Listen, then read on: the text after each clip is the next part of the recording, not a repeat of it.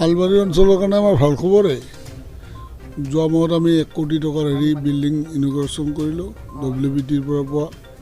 আজি আমি এই কম্পিউটাৰ লেবটো ইনগ্ৰেশ্যন কৰিলোঁ আৰু ইম্পৰ্টেণ্ট ছাবজেক্ট আছিল মই প্ৰমোদ বড়ো ডাঙৰীয়াকো ক'লোঁ আমাৰ CMক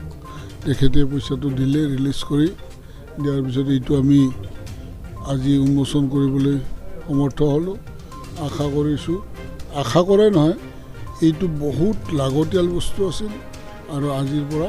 এই অভাৱটো মৰিলে আৰু ইয়াৰ পিছত কম্পিউটাৰ কেইটামান লগা আছে